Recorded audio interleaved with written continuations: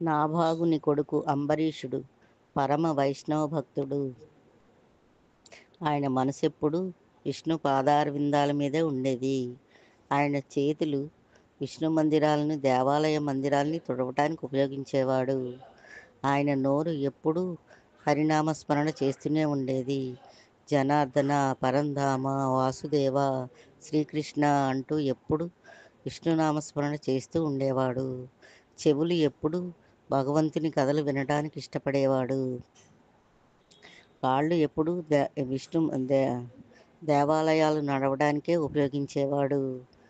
Yeah- ఆయన పరమభక్తికి విష్ణువు సంతసించి ప్రత్యక్షమయ్యి, నీకు రక్షణగా నా సుదర్శన చక్రాన్ని ఇస్తున్నాను అని చెప్పి ఇస్తాడు. అప్పుడు అంబరీషుడు ఆ సుదర్శన చక్రాన్ని తన పూజామందిరంలో పెట్టుకుని పూజ చేస్తూ ఉండేవాడు. అంబరీషుడు ఎప్పుడూ యజ్ఞాలు, యాగాల్లో కాలం గడిపేవాడు. ఒకసారి అశ్వమేధ యాగాన్ని చేశాడు సంవత్సరం పాటు. అప్పుడు ప్రజలందరూ అక్కడ యాగం దగ్గరే ఉండేవారు. వాళ్ళకి సకల సౌకర్యాలు ఏర్పాటు చేసేవాడు అంబరీషుడు. పగలంతా యాగం జరిగిన తర్వాత సాయంత్రం హరిగానం చేసేవాడు. ఎవరి చేత చేయించకుండా తానే చేసేవాడు. భక్తులందరి చేత హరినామస్మరణ, హరిగానం చేయించేవాడు. అంబరీషుడికి మంచి స్వరం ఉండేది.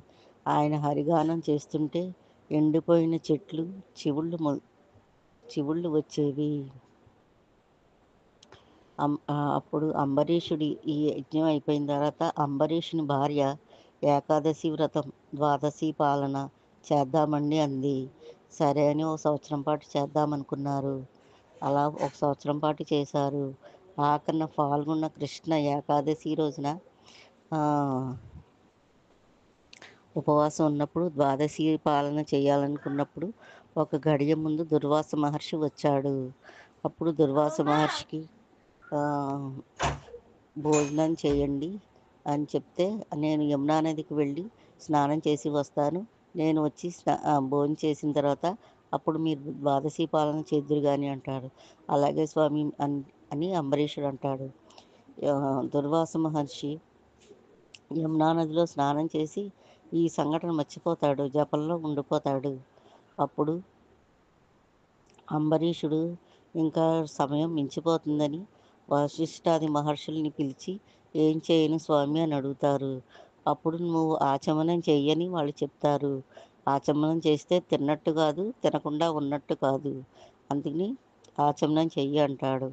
ఆచమనం చేస్తున్నప్పుడు కరెక్ట్గా దుర్వాస మహర్షి అదే సమయానికి వస్తాడు. నన్ను భోజనానికి పిలిచి నువ్వు భోజనం చేస్తున్నావా, నువ్వు చేసేది తప్పు, అందువలన నేను నిన్ను శిక్షిస్తానని దుర్వాసుడు తన జటాజుటంలోంచి ఒక జటని లాగి కింద కొట్టి ఒక రాక్షసుని ఆవాహన చేస్తాడు. చెప్పిన పని చేసే వాళ్ళని కృత్య అని అంటారు. ఆ కృత్య రాక్షసుడిని దుర్వాస మహర్షి చెప్తాడు, అంబరీషుని మింగే అంటే అది అంబరీషుడి మీదకి వస్తుంది. అప్పుడు పూజ మందిరంలో ఉన్న సుదర్శన చక్రం ఆ కృత్య రాక్షసుడిని నరికేస్తుంది. అప్పుడు ఆ సుదర్శన చక్రం ఆ దుర్వాసుడు మీదకి వెళ్తుంది. అప్పుడు దుర్వాసుడు అన్ని లోకాలకి వెళ్తాడు. అన్ని లోకాలని రక్షగా అడుగుతాడు, ఎవరు ఇవ్వలేదు. బ్రహ్మలోకానికి వెళ్తాడు. బ్రహ్మగారిని రక్షణ చేయమంటాడు. బ్రహ్మగారు అది నా వల్ల కాదు అంటాడు.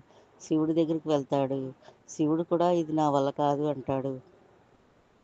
అప్పుడు విష్ణువు దగ్గరికి వెళ్తాడు. విష్ణువు దగ్గరికి వెళ్తే విష్ణువు అంటాడు, ఇది ఇప్పుడు సుదర్శన చక్రం నాది కాదు, నా భక్తుడిది, ఆ భక్తుడి కాళ్ళ మీద పడి అని చెప్తారు. అప్పుడు అంబరీషుడు కాళ్ళ మీదకి వచ్చి ఈ దుర్వాసుడు కాళ్ళ మీద పడతాడు. అప్పుడు అంబరీషుడు ఆ సుదర్శన చక్రంతో అంటాడు, నువ్వు ఫస్ట్ నన్ను చంపేయి, తర్వాత వాళ్ళని చంపుదువు కానీ అంటాడు.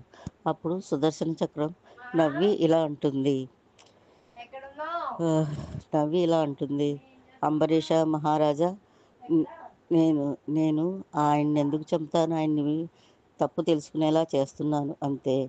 అంటే అప్పుడు సుదర్శన చక్రం అంబరీషుని మందిరంలోకి వెళ్ళిపోతుంది. అప్పుడు దుర్వాస మహర్షి, "మహానుభావ, నేను వెళ్ళొస్తాను" అంటే, "అలా కాదు దుర్వాస మహర్షి, కిందటి సంవత్సరం ఏకాదశి రోజున ఆచమనం చేసి అలాగే ఉండిపోయారు. మీరు ఏమీ తినలేదు. ఇప్పుడు పాల్గొన్న కృష్ణ ఏకాదశి, ద్వాదశి పాలన చేసే రోజు ఇవాళ. మీరు స్నానం చేసి రండి. అప్పుడు భోంచేశాక, మీరు భోంచేశాక మేము భోంచేస్తాం. మేము కూడా ఈ సంవత్సరం పాటు మంచినీళ్ళు తాగే ఉన్నాము" అని చెప్తాడు అంబరీష్ చక్రవర్తి. ఆయన ఆనందపడిపోతాడు. దుర్వాస మహర్షి గబగబా యమునా నదిలో మునిగి వచ్చి దు అంబరీష చక్రవర్తి వడ్డించిన అన్నాన్ని భోజనం చేశాక, ఆ దుర్వాస మహర్షి తిన్నాక మిగిలిన ఉచ్ఛిష్టాన్ని అంబరీషుడు భార్య తింటారు. దుర్వాస మహర్షి ఎంతో సంతోషంగా వాళ్ళని ఆశీర్వదిస్తాడు. ఈ సంవత్సరం పాటు అంబరీషుడు భార్య కూడా ఏమీ తినలేదు. దుర్వాస మహర్షి తినలేదని.